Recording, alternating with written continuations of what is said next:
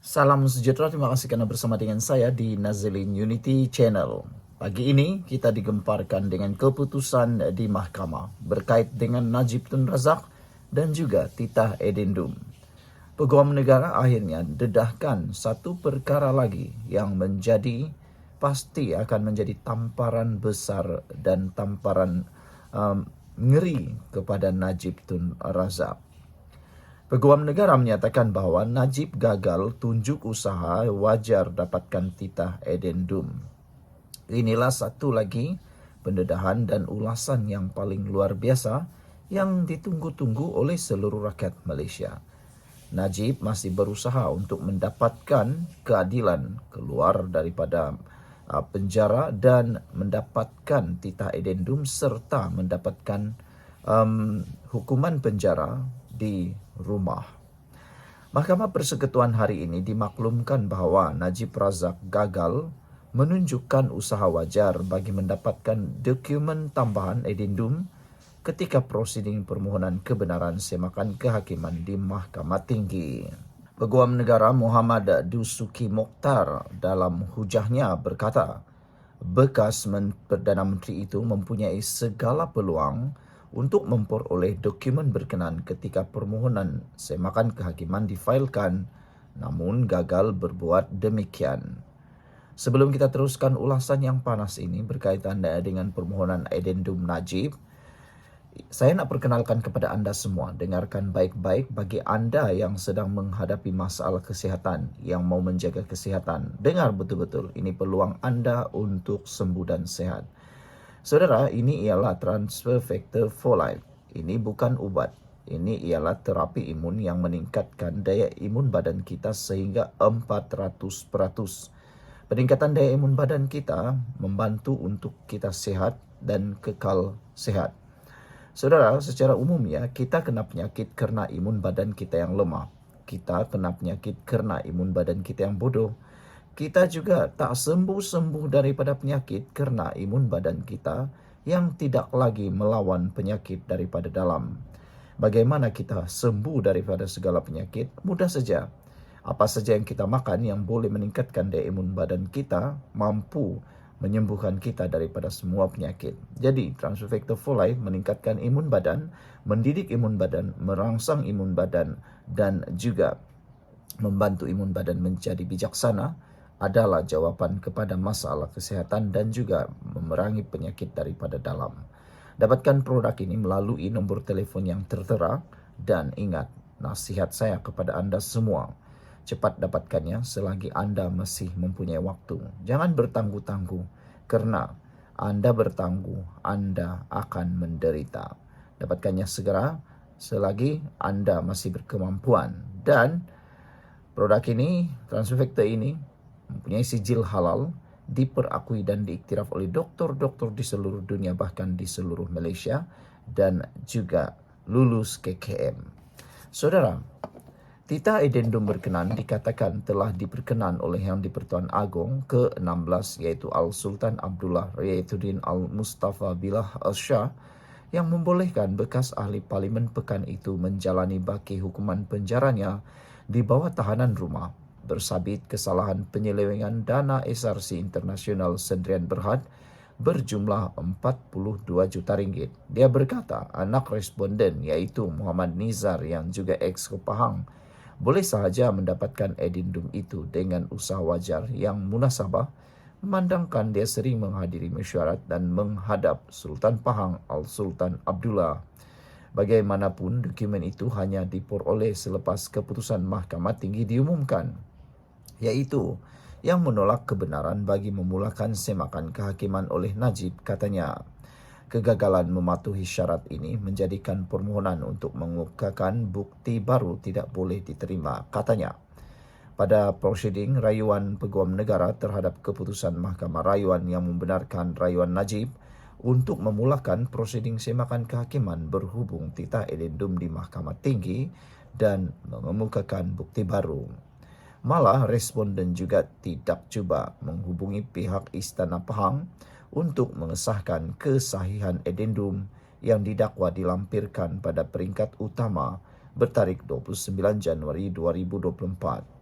Walaupun berada di penjara Kajang, responden dibenarkan menggunakan kemudahan yang tersedia untuk berhubung dengan pihak berkuasa. Dia yang mendakwa kewujudan dokumen tersebut perlu membuktikannya.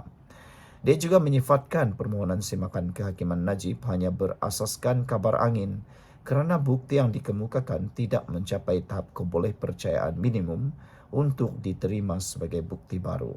Sementara itu, Peguam Najib, mewakili Najib, berhujah bahawa pejabat peguam negara sebenarnya sudah mengetahui kewujudan titah edendum itu.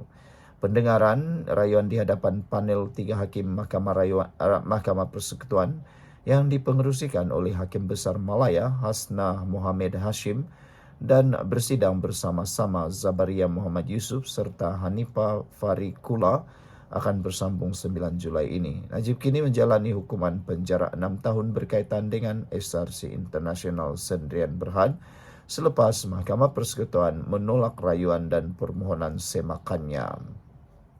Sekian untuk kali ini. Jangan lupa tinggalkan komen Anda. Jika Anda suka dengan komen Anda ataupun Anda suka dengan isu ini, sila tinggalkan komen dengan tanda pagar kami benci rasuah. Bye-bye. Salam sejahtera. Terima kasih kerana bersama dengan saya di Nazilin Unity Channel. Sungguh menyedihkan dan mengharukan. Walaupun Tun Daim Zainuddin telah meninggalkan kita buat selama-lamanya, namun beliau masih lagi Allahyarham tetap dihantui dengan kes-kes berkaitan dengan harta beliau Allahyarham. Kini 6 negara menyiasat aset milik Tun Daim. Apa sebenarnya yang tersembunyi?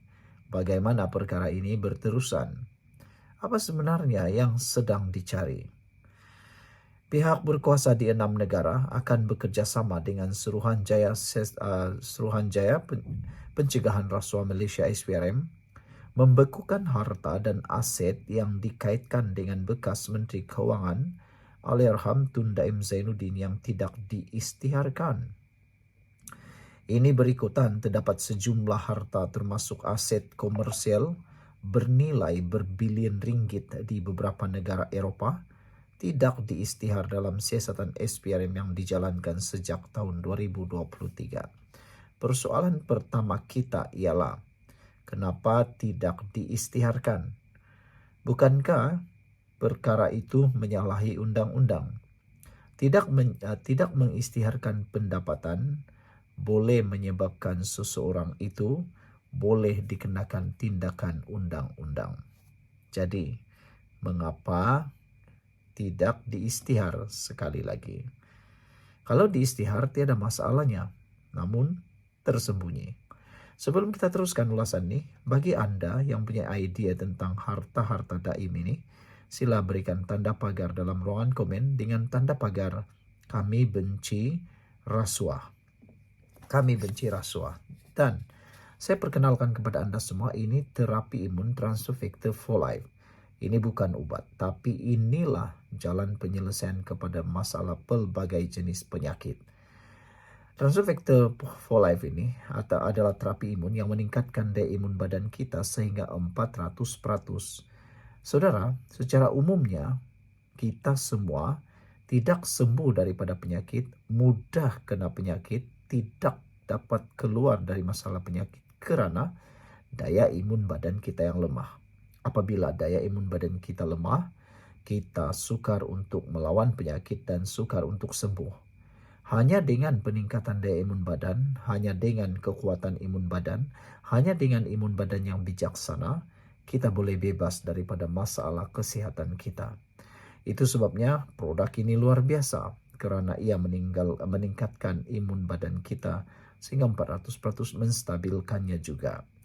Cepat dapatkan produk yang halal ini, produk yang diiktiraf dan diperkakui oleh dokter-dokter di seluruh dunia ini, dan juga lulus KKM.